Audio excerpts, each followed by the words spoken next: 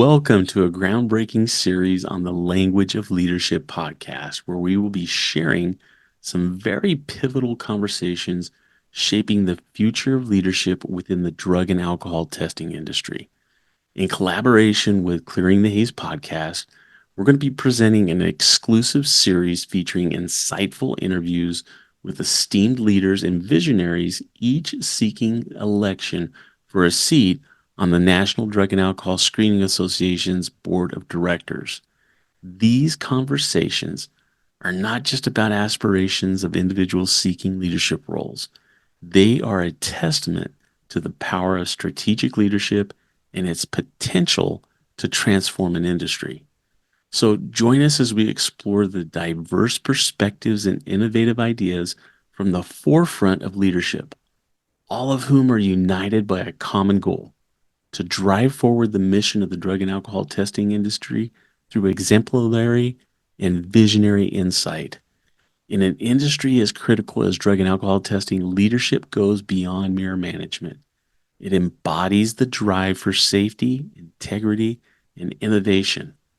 Leaders within this industry bear a responsibility that extends beyond their businesses. It impacts the public health, the workplace safety, and social norms and substance abuse use. The individuals stepping forward to seek election on the NDASA board of directors are not just seeking a title. They're pledging to steer this crucial industry towards new heights of excellence and ethical standards.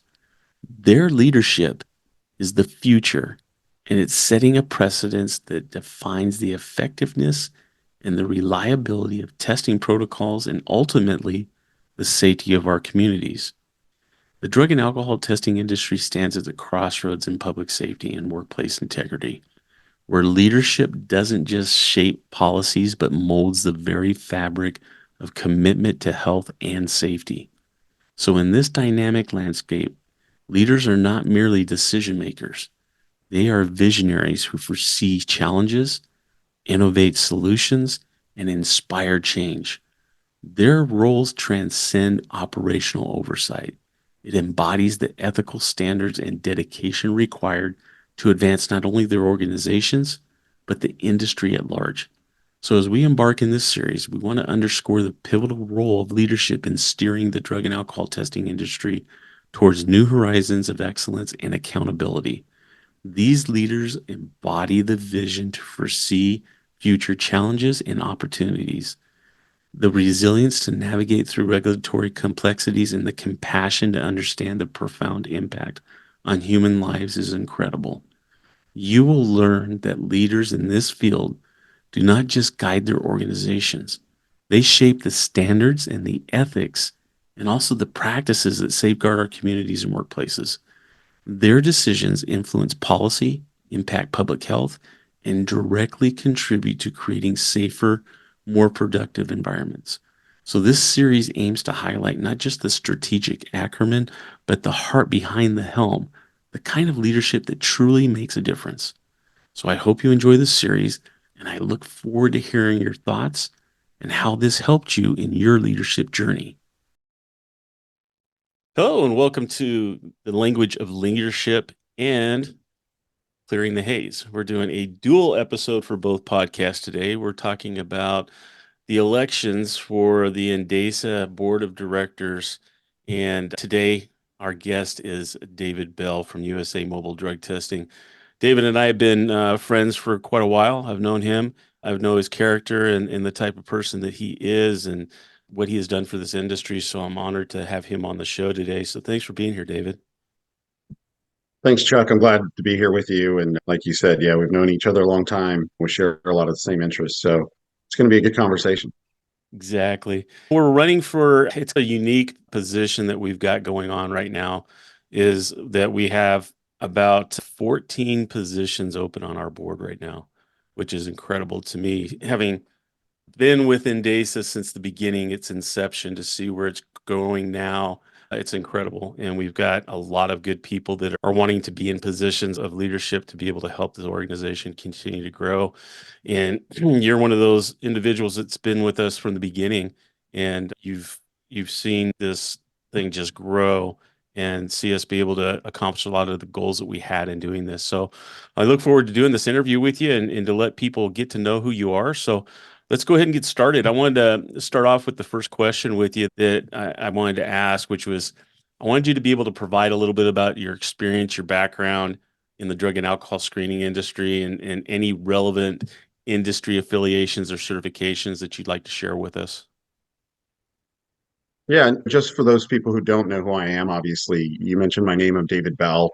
I am a father of seven kids, six biological, one adopted, and they're just amazing. I have three grandkids, two born in the last year. As you can tell, that's going to make me really busy personally. But besides that, they're really great kids, right? We've done a lot of work as parents to make sure that they're grounded, emotionally secure, and all those things. So, other than that, in my spare time, I'm the CEO of USA Mobile Drug Testing National Franchise. We have over 20 franchisees throughout the country. We've been doing this for going on 12 years. I think around 2010 is when we started. 2012, we started to have a lot of growth. And then over the last several years, we've just continued to come to this industry and bring new innovative ways to do things. I am a certified trainer under USA Mobile Drug Testing's training program. I'm a master trainer both in breath alcohol for LifeLock and USA Mobile Drug Testing's urine and all of our drug testing programs. We have staff around the world. We also have staff here locally. Um, and we support thousands of customers 24/7 a day, 24 hours a day, 24/7, 7 days a week is what I meant to say. And that's one of the things that we do really well as an organization is support those people when they need us the most in emergencies. Other than that, I do own a few other businesses. I have lots of other activities that I love to do. So I'll stop there. You can ask some more questions, Chuck. That's a typical entrepreneurial thing, though. You just don't have one business. You end up getting into so many different things just because you have vision and you have that that incredible drive to want to succeed and do things. And when you see an opportunity, you jump on it. So it's neat that yet you're doing that right now with USA Mobile Drug Testing. That's a national franchise, like what you said. That has got to keep you busy with that many people that are involved with your organization. So that's incredible. Yeah, Thank we you for work with taking the over time. 50 families that work directly. We have 50 families that work directly for our franchisees, plus their families. And that's a lot of responsibility. Everything that we do in Denver is the same. We have to try to create that profile because if we mess up in Houston, we mess up everywhere, right? People only know you based on your last interaction with them. And so that's really important. Yeah, your reputation is going to precede you in anything that you do, especially in this industry. So you're exactly right. Absolutely. David, what motivated you to want to be in a position of being on the board of trustees within NDASA? What's your hope in achieving this in this election? Actually, that question will span all the way back to how I got in the industry. Early 2012, I came to the industry vice president of sales and marketing for USA Mobile Drug Testing under the founder, Joe Strom. A great organization, growing, wanted to do all of the things, bring the business to the customers. And the first thing I had to come up with was what exactly, like some of my franchisees have had workplace injuries, right? They've had a forklift backed up against them when they were younger. They've experienced those unsafe work environments. And I haven't, right? Like I didn't have those experiences. I'm a bit libertarian. I tend to want everybody's privacy and the things that they do on their own and theirs, right? But at the same time, when you're at work and it's an unsafe environment, I really could get around the safety aspect. We recently went to DC, which we may talk about here later, but to advocate for a safe and drug free workplace for an employer's right. And so that's what I've authored and written and talked about over the years and tried to advocate so that all employers, no matter the state, no matter the legalization of marijuana, or any drug, especially for you in Colorado. It's a lot of stuff that's been legalized in that state, in California and Oregon and Washington, and help those employers navigate the laws that help them keep employees, have a good recovery program, don't make people feel bad. And so I put all that time and energy into that. And I thought, as the leader, the CEO of USA Mobile Drug Testing, that I could bring value to the industry, not only by sponsorship dollars, participation in the board level things, bring some of my entrepreneurial spirit and provide a different view. It's great. We currently have a larger number of board members because of our merger recently, which was really nice. But we hold 19 seats normally. So that's 19 different people in our industry that are leaders that all have their own opinions on how things get done. And what I find in our board meetings since I've become a board member is that it's great to have the opposing views. We all take a look at the different styles in which we lead our companies and then bring that. And we have large companies like Quest Diagnostics and other laboratories on our board. So they bring even a bigger level of experience to us versus most third party administrators or medium to small companies, right? They may or may not have that. And so having built a reasonably large business, I felt my value could be bringing the business aspect to it. And being in a leadership position also positions me and my franchisees in a good way from a business perspective. So that's probably what drives some of the board members to be there, right? Exposure and all those things. That's natural.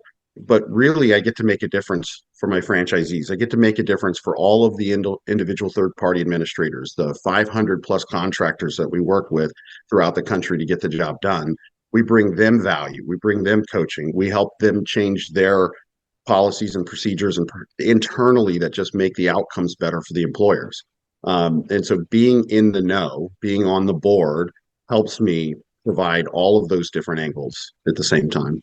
A lot of that is exactly what you said, perspective, and being able to have that from your experience as being an entrepreneur, but also in being in this industry is huge, especially since we've got so many different backgrounds and people coming into this industry now. I think we have a lot of growth going on because of wonderful states like myself that here in Colorado, we love our drugs, man. We just keep legalizing everything for everybody. As we see more and more that we're getting more and more interest from people. You know, you talked about DC. We were both there just this last, just what, 2 weeks ago now. 2 weeks And ago, yeah, we had Chairman Greer on here that talked about what our motivation for going to DC was and to be able to converge and be able to go and talk to those leaders up at the Capitol and be able to express what our concerns were. So I know that's some of the pressing issues that are going on right now and the challenges that we're facing in the drug and alcohol industries. But how do you propose the board address these things? Kind of what we did in DC, but what is your vision of how the board can help with that and be able to continue to help the industry as a whole? one of the things that brought me in the very beginning with NDASA was the advocacy angle, right? Things only move in our country at Washington or in the state legislation or in the local governments, right? So if you're not involved at those levels, you can't make change. You can't help employers navigate the challenges, the new laws. You can't help.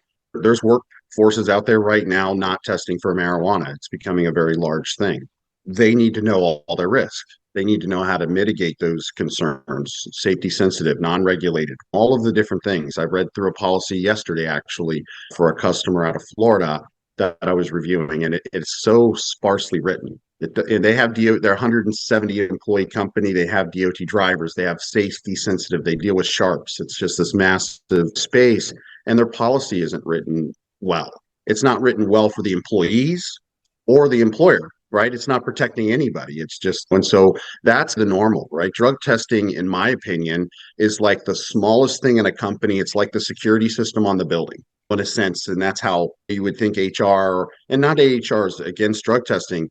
HR is busy, right? Small businesses with managers that have an office manager, and she wears the janitor's hat, she wears the HR hat, she wears the I have to get work done hat, whoever's in that position. And we do that too sometimes in small businesses, right? Some of my franchisees, when they came in 10 and 12 years ago, they had no idea they were taking their executive job and moving into I wear all the hats until I train someone to take on. And that's why they come to someone like us to help them through those little spaces as they grow. I lost my train of thought there with that side story. Repeat the question, Chuck. I'm sorry. No, you're good. It's just your vision as to what we're going to be Yes. facing, our Right. challenges How that we're how the facing. board how the board's going to navigate. And so really having leaders that are leaders in their companies be leaders in the organization. We're in all the meetings. We talk to the customers. We hear the complaints from the workforce on both sides, right? Our collectors talk to the donors. We hear all of the things that people are challenged with. And when you bring people who have a large umbrella of information together in a room like we do regularly, And again, at our conference coming up in like 6 weeks, right? 7 weeks. It's coming up really fast here in Hershey, Pennsylvania. We're going to be there looking at how can we bring the information and then give all of that information, right, in a very transparent way to everyone else that's in the industry who doesn't have time to think about it.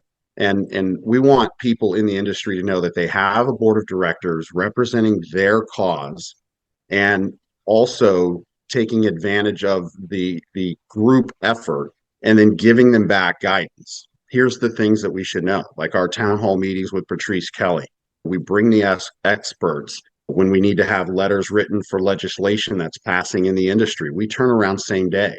Having dinner in Washington last about 10 days ago with Pete Sessions, it's really neat to get to talk to individuals who are making a difference every day in legislation. They're voting all of those spaces, but to also see in DC, that's the second time I've been advocating for the industry in DC. And every staffer, it's just quite funny when you're walking those halls, all the folks that are working in DC, in Capitol Hill, in the Senate, all of the associates, they're all under 30. They're all 22, they're 25, they're college graduates. They're figuring out what's next for them. Is it politics? Is this a step? And so they bring a very unique young perspective to the government, right? I don't think most people realize. I think a lot of folks think, hey, this is just a lot of older folks who've been doing this for 30 years. They're sitting in these seats, but they're hiring and working with their administrative aides, there's legislative aides, the transportation subcommittee meetings. They're attended by these 30 and younger year old individuals who bring their own unique perspective. And so inside of that space, we continue, right? So I said earlier, the PAC is one of the first things that drew me to NDASA because I knew that we would be able to give contributions, have meetings, have people who can make a difference for our industry. We have people on both sides of the aisle, moderates, Democrat, Republican. It's irrelevant what your political view is. It really just comes down to, are you concerned about safety? Right? Is that something in your workplace that you could be impacted negatively because somebody does something unsafe and that could be related to drug and alcohol abuse? And so if they're not looking, if they're not properly looking, if they're just checking the box, and unfortunately, I do see that all the time, employers checking the box because for insurance purposes, for regulation purposes, it's something they have to do. And to get back to where I said it's the lowest thing on the company's to checklist, they're trying to interview, hire, get social media stuff done, deliver the products, do all the things. And along the way, there's some insurance company says you need to test these people. And so they're not focused on that space. That's why we exist. The industry, you, me, every one of us that do this for a living, we're there to be that advocate for their business to keep them mitigated from potential loss, as well as keep the employees mitigated so that they're protected, right? So we're wearing the hats for both sides. And that's where I find being on the board, being in a leadership position for the industry is going to help us continue to drive that, right? We've had industry associations for 20 something years in this industry. We are the leader, we are the largest, and we now can bring the biggest impact when it comes to talking to Washington. You brought up a very interesting thing that I want to go a little bit deeper on, and that was when we were in DC. One of the things is that we had about 40 of us that were there, and we broke up into groups to just divide and conquer to be able to hit all the different senators and Congress people that we were going to be talking to that day. And you were one of the group leaders. When you go in and you talked a little bit about their perspective about what's being a younger generation that's really in there, that has the ear of that leader in telling them what the issues are and how they should look at it and things like that. Were you surprised or shocked at just how little they really understand that the employers are going through not only drugs and alcohol in the workplace, but some of the measures that are being passed or wanting to be passed, how that's going to affect them? Did that surprise you and how they reacted when we went in to talk to them and advocate for employers? It didn't actually have a negative impact. Obviously, this was my second visit, and so having had these conversations before, I somewhat knew what to expect. I've been in meetings where I get no emotional response, hardly acknowledgments. It was great to have. I think we had 5 groups of 5 to 8 or 9 individuals going into these offices, each of us bringing our own perspective, Sometimes we were talking to our actual state legislative person for our district. Sometimes we were in a different state talking to somebody else. But each of those people who came to advocate had a view to share with those younger individuals who you're mostly meeting with, right? And many of those most younger individuals, I find that there's a wide range of beliefs. I've seen people argue that drug testing is an invasion of privacy, all the way down to 100% drugs are terrible, bad, and wrong. It's the devil, right? So Mhm. there's an extreme view out in the country, all the way from one end to the other. It's nothing wrong with those views. We're all entitled to our view. But what matters is, like you mentioned, those employers, they're stuck. I've seen that over and over, like in HR departments, unrelated to drug testing as well, where they're afraid to ask questions. If they don't ask the right questions, if they don't ask every candidate the same question, but I'm like, it limits those HR people and their managers who are doing the hiring from asking the questions that you and I 10 or 15 or 20 years ago would have asked. Are you available to work? Do you have the things and the qualifications? Are you a people person? Are you well grounded? Tell me about your hobbies. What do you do to stay happy? How do you deal with those things? None of those questions are asked today. So you can imagine being in Congress or the president or any of those positions, having to make decisions when you're so far disconnected, because the mass, the bulk of our country are not the one percenters, right? They're not people who have the wealth. They're people who work every day, like you and I. They're people who have kids, that have families, that have illnesses, that have injuries from work accidents, that have a friend of mine is missing his lower leg from a work accident. Just things happen, not always an unsafe situation. That's why they're called accidents. And it's just really important in those conversations to just have empathy and compassion for those younger people. Like, really try to take on what they're saying and hear them, have them have the experience of being gotten.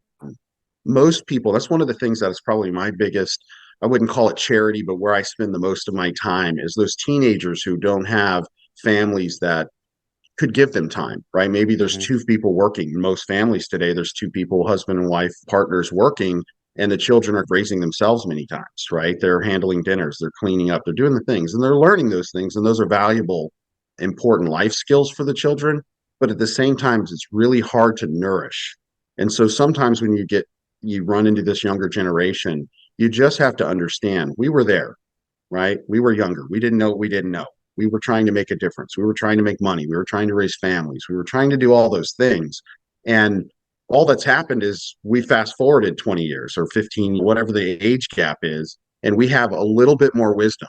That's one thing that I think I can appreciate from some of the other countries around the world that we have lost here in the United States, in my opinion, is the grandparents used to raise the grandchildren because the parents worked and you had a nuclear family and community. And so the grandparents, they've lived their life, they have the wisdom, they've made all the mistakes. And so they can guide, like sailing a boat, they can guide those children and bring them the wisdom prior to them having to fall on their face over and over, right? They're still going to fall.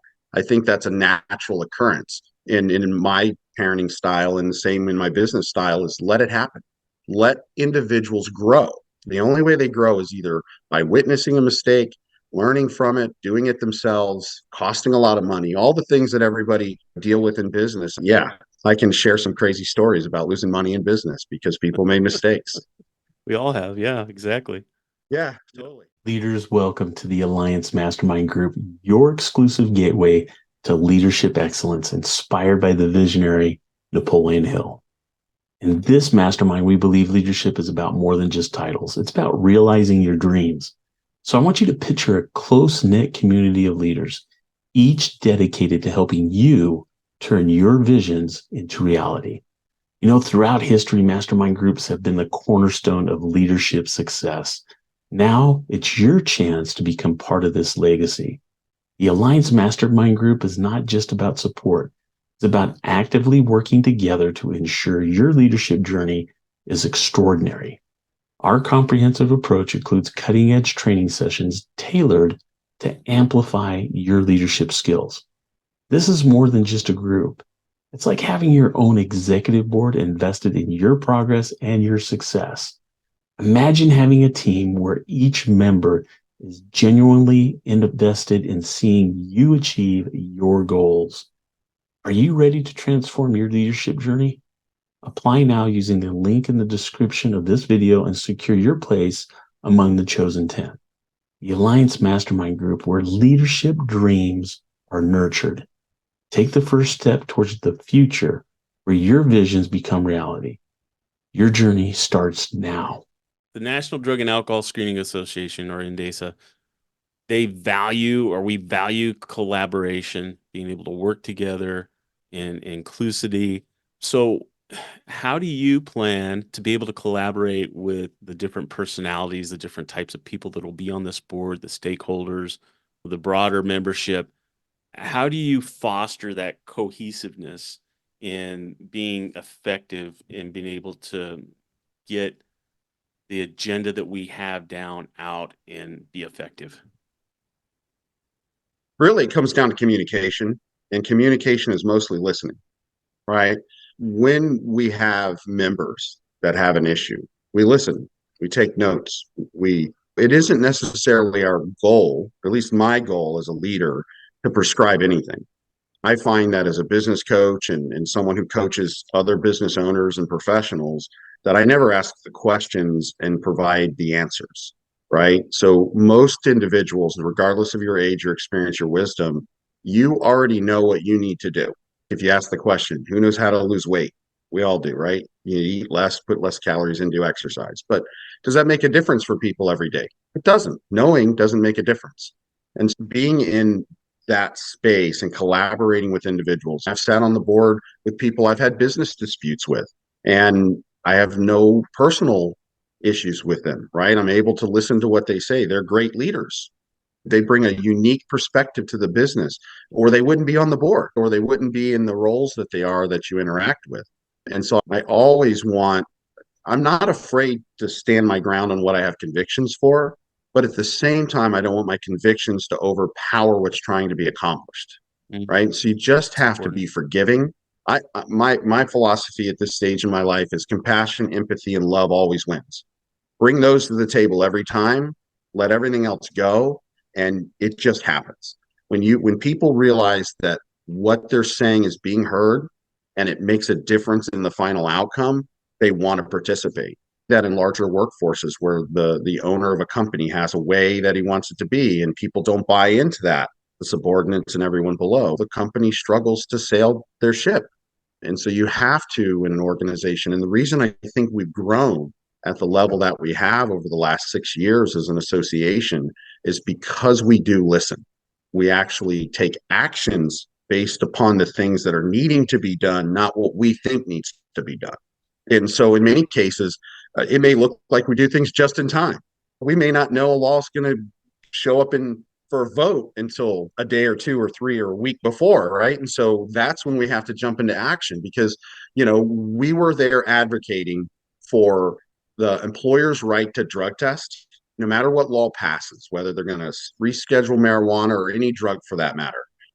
Make sure that the employer has a right to test as a business owner. That's their inherent right, but also protect the employee and help the employee navigate those spaces, right? And we just bring that to the board. We bring that to the collaborative state of this industry. And as a result, the results are what they are. We've grown dramatically because we care, we make a difference, and we involve everyone. You're exactly right. And that kind of leads into the next question that I have for you. And it's an ever revolving or evolving, there we go, landscape that we're dealing with drugs and alcohol, with technology, with regulations. So how do you best stay informed to ensure that NDASA remains at the forefront of all of this in the industry and that we're the ones that are coming about helping them understand the compliance and how this affects us? So really, it's about paying attention, Hmm. right? We have to attend our annual conference. The more people from our industry that bring their concerns to the table at the conference and have those one-on-one face-to-face engagements make a difference. If they can't, if you maybe work is crazy. I have franchisees that wear a lot of hats and they like wearing all the hats. That leaves them with little time to spend growing without having somebody that can bring it all down and just focus. Here's the things. These are all the things that are being talked about. And here's what everybody's saying in a really short way. So we do that in our organization. Like we're having a conference for USA mobile drug testing in Florida next month, and they're going to get an opportunity to hear what I know about the industry and what they've shared in the industry. And then we get to take that to our conference for NDASA. And so that's really it, right? Attending events, whether it's in your industry, out of your industry, finding out what are the concerns for employers, families, addiction, all of the things surrounding drugs, and just bring logical common sense. And that's it. I think you're exactly right. Because of all of these rapidly changing environments that we're experiencing right now, it's being aware what the employers are facing and then making sure that their voice is heard.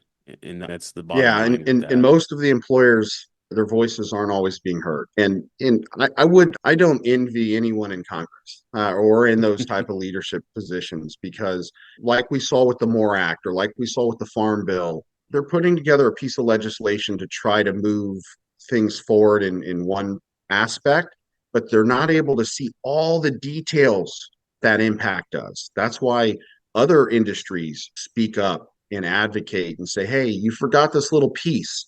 Can we make sure that gets in there so that we don't leave people in a bad way? Because when we first started advocating 3 or 4 years ago about this stuff, we were finding when we were talking to people of power in Washington, they didn't even know an industry association existed. They didn't even Exactly. know that, oh, if we if SAMHSA, if the DEA reschedules the marijuana to a 3 or below, that HHS will no longer be able to test for it because it's not in the list of drugs that they say they're allowed to test for, which then impacts the ability for them to legally test for marijuana in DOT situations.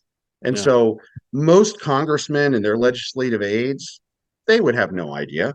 They don't connect those dots, and I wouldn't expect them to. I wouldn't expect somebody at that level at a 100,000 foot view, right? We always talk about the 30,000 foot view for us. They're at the 100,000 foot view in Washington, and it's not easy. And so that's what we do. We just make sure that we're not going to be forgotten. Jim Greer always talks about a great story about what was it, polygraphing way back in the day in Florida and also in the country. They made that illegal for workforce. How did that impact? It impacted a lot of people who probably worked in that space, right? And was that good, bad, or indifferent? We don't know. But we don't want to see that happen to our industry. And so we stay active and busy, and that's how we bring change. With this board that you're going to go on to, ethical decision making and ensuring and transparency for the membership to understand that it's not something that being done in secret or anything like that. Integrity is going to be playing a big role in that. How do we ensure that that is what happens with each of the board members, that we don't get personal agendas involved in this as much as the good of the order and the good of the organization? One thing I can say that some people would look at me sideways, but I think all organized religion, all organized governments of any kind, dictatorships or otherwise, right? Democracies, republics, all of it. Every human being that's ever existed on the planet has an agenda.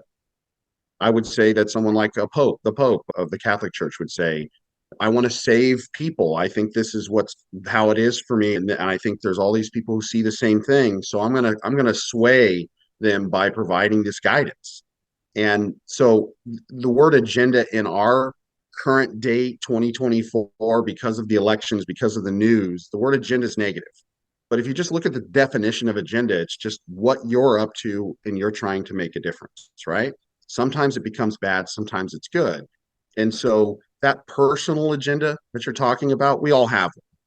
You have to, as a leader, separate your personal agenda from what's best for everyone else. And I do that as a father. What's best for my children, right? What's good for the group that don't all see eye to eye based on how I can impact it. And so those decisions often come down to what it is they want and then collaborate what they want and try to provide that. I get to have a vote, I get to have a say in that group, but I'm not the say in that group. And that's how I lead. Yeah. And I think that with your perspective, that helps and comes into play too. with a lot of the things that are being done. Yeah. And integrity is everything. We are, and I say we as in human beings, we are all our word. We are our word. That's all we have. We're born with our word. We die with our word. And if you don't do what you say, there is no integrity. And so, Yeah. really, if you just look at the individual backgrounds of the people who you're voting into leadership, they are their word. That's what it comes down to. And we all make mistakes. I admit I've made plenty of mistakes. But what I get to do is I get to say immediately or later or years later, I am not that. That was something I did. And this is who I am. This is how you've known me for many years. And this is what I'm going to do for you. And you can trust that it'll be based on that, not something from the past. And so I'm always a future looking and also learning from the past. The past is a great learning tool, can't be changed, but it's the future that matters and just bringing that perspective.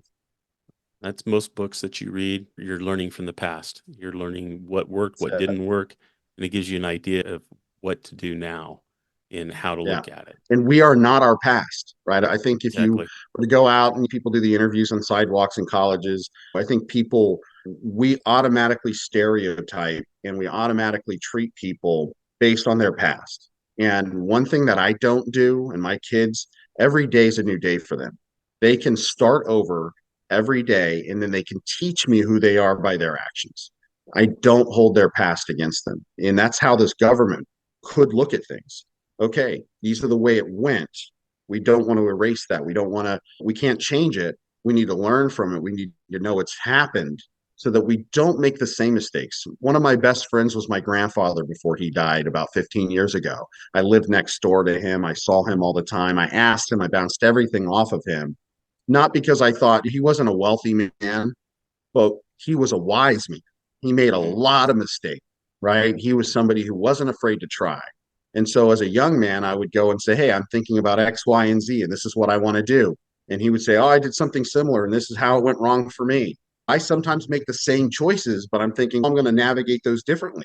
Sometimes I get a better result, sometimes I don't. So I think it's important that we really bridge that gap and bring that perspective. If you could, I want you to be able to think back to a situation or an example that you can give us where you faced a complex challenge or a disagreement professionally within an organizational setting and how you were able to navigate that and achieve a positive outcome. Because I think that's really important to be able to do as a board member. Yeah, I'll talk about USA Mobile Drug Testing. Actually, it's public information. We were a young franchise in 2010. We brought on a bunch of franchises. We did all the training and we had a dispute, right? At the end of the day, some didn't feel that we provided the level of support that they thought they were going to get. And I came into the organization and I just started to look at how are we going to sell? We all agree sales is important. Let's focus on that. And you mitigate the legal stuff, right? Everybody has that. There's contracts. We have contracts with our customers. They have contracts with their employees. Mitigating those situations don't always have to bring emotion to that. I think that's the biggest separator for me is I try to separate the emotion out of the conflict, right? So we had a conflict, we moved through the conflict, we reorganized everybody who believed in the future, and then we worked together. We didn't just abandon everyone, but people leave, right? Not everyone stays in your life, not everybody stays in your work life. We all have the ability to come and go. And so that was a pretty hairy situation, having arguments, having people not like you, and all of those things. And don't hold it against them, right? I don't hold it against them. And that's unique because most people don't walk around and operate that way. Once they have a grudge, there's always going to be a grudge and it's just there. And I don't hold grudges because I don't judge. The past is not something that I judge you on. It's your action today. I may judge you on today, but tomorrow it's a new day. Take a different action. If you think it should be, maybe you don't, and that's okay. I allow people the room to be themselves And that's a great in all perspective that cases. you're sharing. And to be able to see that not only do you believe that, but you've also have done that. As a Yeah, leader, being able to walk the walk and talk the talk is huge in any yeah, industry. And if you're going to be a leader, they need to be able to see that. So I'm grateful for absolutely. that. You've given us a lot to think about, and there's a lot. I think this has been a great interview with you, giving people a perspective of who you are and how you think and what it is that you're wanting to do and where your heart is. And so I want to take a minute just to acknowledge you for a minute and just let you know that being on the board, I appreciate your efforts and the things that you're doing and the sincerity in which you do them. I've seen your drive, I've seen your dedication, and I know what your intent is and what you're wanting to do. And it's been pretty evident as it has been throughout this interview with you today.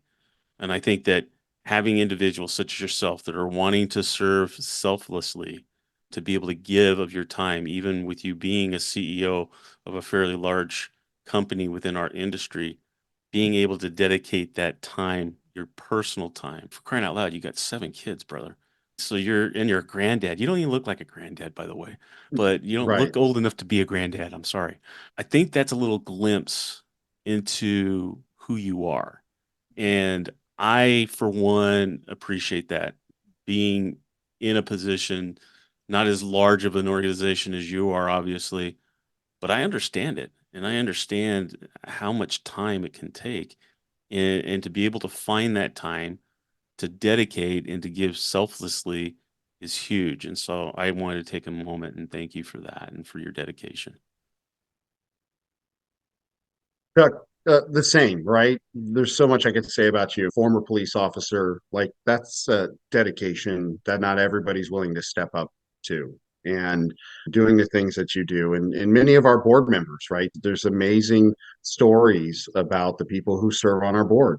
And we all do, we really do come together as a group. We share our time, we share our work time, our personal time, so that we can make a difference for this industry, for everybody who works in it and everybody it impacts. So thanks again, Chuck, for having me on. Yeah, and I look forward to having you on some future broadcasts. I think that you're going to be pretty influential in some of the things that we got coming up in the industry, that you're going to have a really great and unique perspective that people need to hear. It's going to give some people some guidance. I think that's going to be really crucial. But again, I want to thank you for running and for being on the show today. And I just want to give you the opportunity, just any last words you want to give to people before they go and they start electing the new board as to anything that you would like them to know. Nothing more than I've already said, really. I would, anyone who does watch this interview or even a snippet of this interview, take the time, come to our conference in Pennsylvania. There's room. We are selling out quickly. We're already moved to a second hotel, but be there. There are upwards of 800 people who typically come to these type of events yearly, and that's a lot of influencers. That's a lot of people who are just collectors. That's people who are doing the work. And when you're here, you get to meet them, you get to have lunch with them, you get to go out and have dinners with them, and that connectivity is what's going to make the industry continue to thrive. Period. You're I hope to see you exactly all right. in May. Exactly right. I'm hoping to have you back on another episode here fairly soon to go over some of the things that we experienced in DC with several of the other leaders that were out there, just to have a perspective of everybody, to give everybody another glimpse of what we saw. But you know what? Until we see each other at the conference, Dave, thank you for your time and good luck to you in the election. Thanks, Chuck. You too. All right. Bye. Thanks.